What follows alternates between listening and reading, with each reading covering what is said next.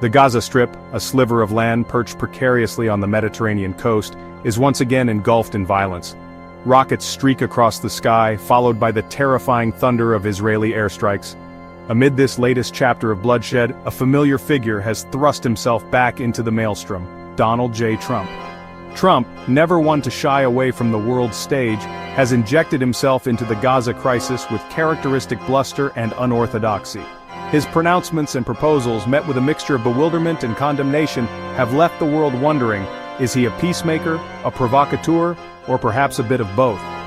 As the world watches with bated breath, one thing is certain: Trump's renewed engagement in Gaza has added yet another layer of complexity to an already volatile situation. The stakes are high, and the consequences potentially dire. In the waning days of January 2025, as tensions in Gaza threatened to boil over, Trump dispatched his longtime confidant, Steve Witkoff, to the region. Witkoff, a real estate tycoon with no prior diplomatic experience, embarked on a whirlwind tour, shuttling between Tel Aviv, Doha, and Cairo in a desperate bid to broker a ceasefire. Hamas, the militant group that controls Gaza, had taken several Israeli hostages, sparking outrage in Israel and demands for swift retaliation. The Israeli military, itching for a fight, massed troops and tanks along the border, their guns trained on the densely populated enclave. To the surprise of many seasoned observers, Witkoff's unorthodox approach yielded results. On January 28, a ceasefire agreement was announced. The hostages would be released, and Hamas agreed to halt its rocket fire into Israel. In return, Israel pledged to ease its blockade of Gaza, allowing much-needed humanitarian aid to flow into the besieged territory. Trump, eager to claim victory, took to his favorite platform, Truth Social, to celebrate the deal. "Another tremendous success for your favorite president," he crowed. Just days after the ceasefire came into effect, Trump unveiled a plan so audacious, so outlandish, that it left even his most ardent supporters speechless. Speaking from his Mar-a-Lago resort, flanked by casino magnates and reality TV stars, he outlined his vision for Gaza, a glittering Riviera of the Middle East. "We're going to make Gaza great again," Trump declared, his voice dripping with trademark hyperbole. "We're talking beautiful hotels, luxury condos, the best golf courses in the world, all right on the Mediterranean. It's going to be fantastic, folks, just fantastic." But there was a catch, a rather significant one. To realize his grand vision, Trump proposed a mass relocation of Gaza's 2.2 million Palestinian residents. "We're going to move them temporarily, folks, just temporarily," he explained, waving his hand dismissively. "Egypt has plenty of room, so does Jordan." The reaction was swift and furious. Arab leaders, aghast at the suggestion that they should absorb millions of Palestinians, condemned the plan as delusional and racist. As condemnation of his Riviera plan reverberated around the world, Trump remained defiant. He doubled down on his support for Israel, assuring Prime Minister Benjamin Netanyahu that the United States had Israel's back 100%. Emboldened by Trump's unwavering backing, the Israeli military launched a massive offensive on Gaza in late March 2025. The stated goal was to root out Hamas militants and destroy their network of tunnels and rocket launchers.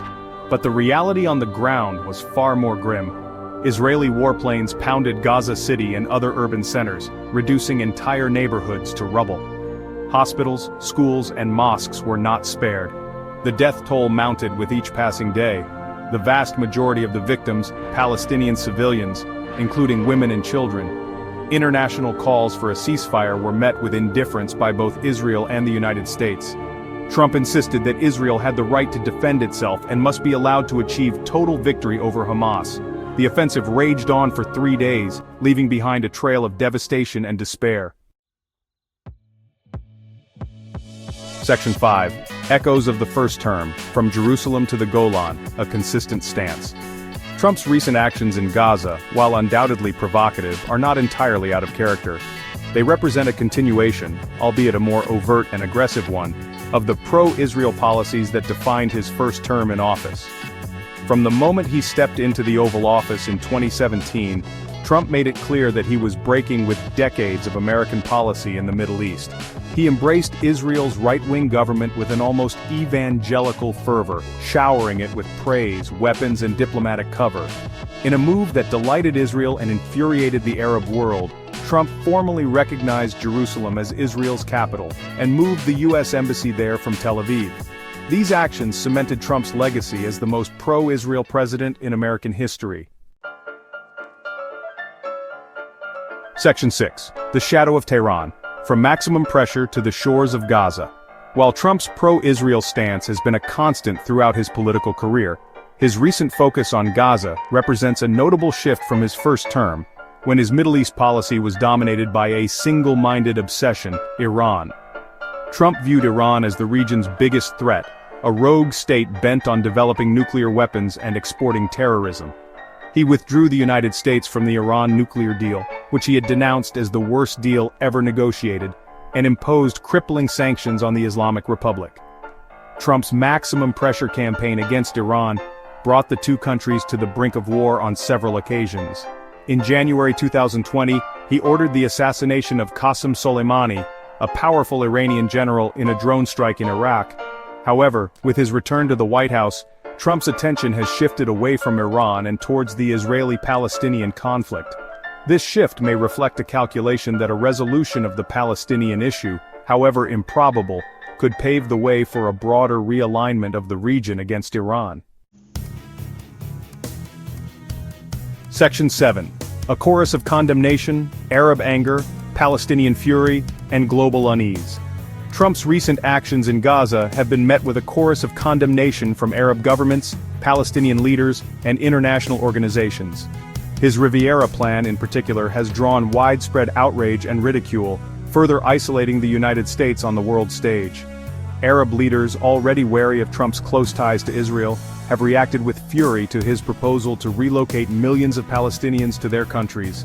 Egypt and Jordan, the two countries that would bear the brunt of such a move, have categorically rejected the plan, warning of dire consequences for regional stability. The Palestinian Authority, long sidelined by Trump's administration, has denounced the Riviera proposal as a final nail in the coffin of the two-state solution. Hamas, the militant group that controls Gaza, has called for a new intifada, or uprising, against Israel. The international community has also expressed alarm at Trump's actions. Section 8. On the razor's edge. The fragile balance of power and the risk of conflagration.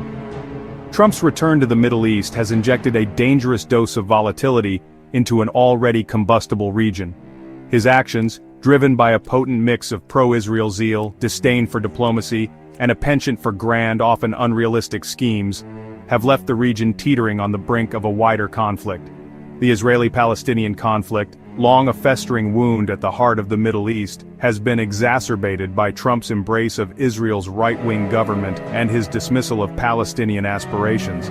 His recent actions, particularly his support for Israel's brutal offensive in Gaza, have further inflamed tensions and diminished hopes for a negotiated settlement. The risk of a regional conflagration is heightened by the presence of other volatile actors and simmering conflicts. Iran, still reeling from Trump's maximum pressure campaign and determined to assert its regional influence, poses a constant threat to Israel and its Arab neighbors.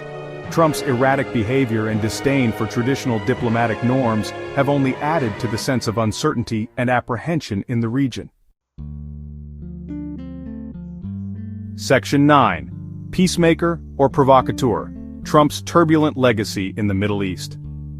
As the dust settles on Trump's latest foray into the Middle East, the question remains, is he a peacemaker or a provocateur? The answer, as with most things Trump, is complex and defies easy categorization. On the one hand, Trump deserves some credit for brokering the ceasefire between Israel and Hamas in January 2025.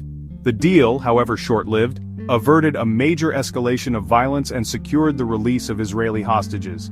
However, any goodwill generated by the ceasefire was quickly squandered by Trump's subsequent actions. His Riviera of the Middle East proposal, widely condemned as a cynical attempt to erase the Palestinian presence from their homeland, revealed the true nature of his approach to the conflict. In the final analysis, Trump's legacy in the Middle East will likely be one of heightened tensions, shattered hopes, and missed opportunities. Please subscribe to Rapid Report for more updates.